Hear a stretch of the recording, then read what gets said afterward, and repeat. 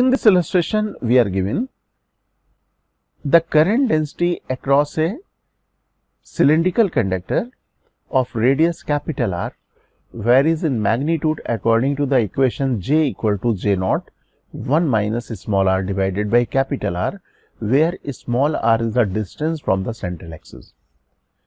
Thus the current density is maximum J naught at the axis small r equal to 0. अगर मैं small r की value 0 रखता हूं यहाँ पे तो करंट डेंसिटी एक्सिस में मैक्सिमम होती है and it decreases linearly to 0 at the surface. If I substitute small r equal to capital R, this current density will be 0 at the surface. We need to calculate current flowing through this cylindrical conductor in term of J naught, and it is given the conductor cross section area capital A equal to pi r square. Okay हमें यहाँ पे एक cylindrical conductor given है और इस cylindrical conductor में current density non uniform है, इस रिलेशन के अकॉर्डिंग वेरी कर रही है। तो मैं यहाँ पे ड्रॉ कर लेता हूँ एक सिलेंडर का cross section, radius is capital R, और यहाँ पे जो करंट डेंसिटी का वेरिएशन है वो एक लीनियर रिलेशन है, ये गवर्न कर रहा है J equal to 1 minus small r divided by capital R. That means जो ये जो डिस्टेंस है हमारे पास स्मॉल r, ये हमने एक्सिस से मेजर की हुई है। हम लोग कह सकते हैं कि स्मॉल r डिस्टेंस अगर मैं कोई भी पॉइंट की लूंगा एक्सिस ऑफ द सिलेंडर से तो करंट डेंसिटी की वैल्यू इक्वल होगी। तो अगर मैं यहाँ पे एक कोई एलिमेंटल सिलेंडर कंसीडर करूं, इनफैक्ट हम लोग यहाँ पे कंसीडर कर सकते हैं कि this solid cylinder is made of A number of the elemental cylinders. ये बहुत सारे थिन एलिमेंटल सिलेंडर से मिलके बना हुआ है। सपोज मैं यहाँ पे एक कंसीडर करता हूँ elemental cylinder of radius small r and thickness dr। Okay, तो अब यहाँ पे हम लोग एज्यूम कर सकते हैं कि this current density will remain constant, और अगर करंट डेंसिटी यहाँ पे remain constant we can find the current passing through this elemental cylinder. तो यहाँ पे अगर मुझे करंट डेंसिटी मालूम करनी है तो मुझे कैलकुलेट करना पड़ेगा इस एलिमेंटल सिलेंडर का area. Suppose this is dA, right. अब अगर मैं इसका एरिया कैलकुलेट करना चाहूं तो कैसे कैलकुलेट करूंगा, इस स्ट्रिप को मैं ओपन कर लूंगा and this strip will become a rectangular strip.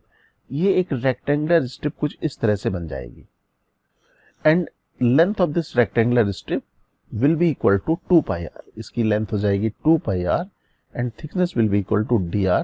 That means this dA is equal to 2 pi r multiplied by dr। Okay, अब अगर मैं इसके एरिया को करंट डेंसिटी से मल्टीप्लाई कर दूं तो मुझे मालूम पड़ जाएगी current through the elemental ring और एलिमेंटल सिलेंडर।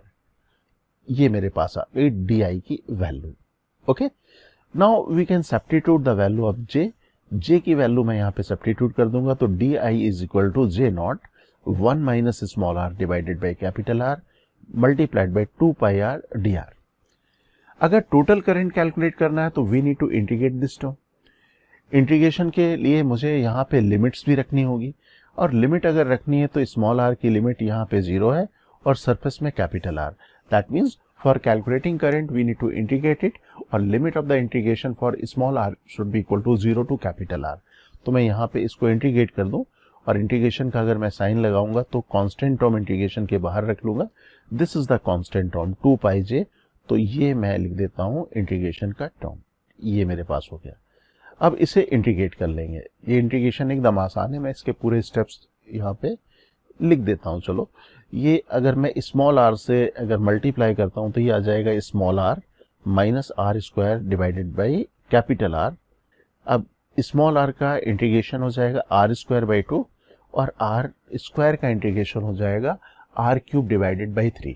लिमिट है 0 टू कैपिटल R, एक बार 0 और एक बार कैपिटल R। तो ये सॉल्व करने के बाद ये कुछ ऐसा रिलेशन आएगा।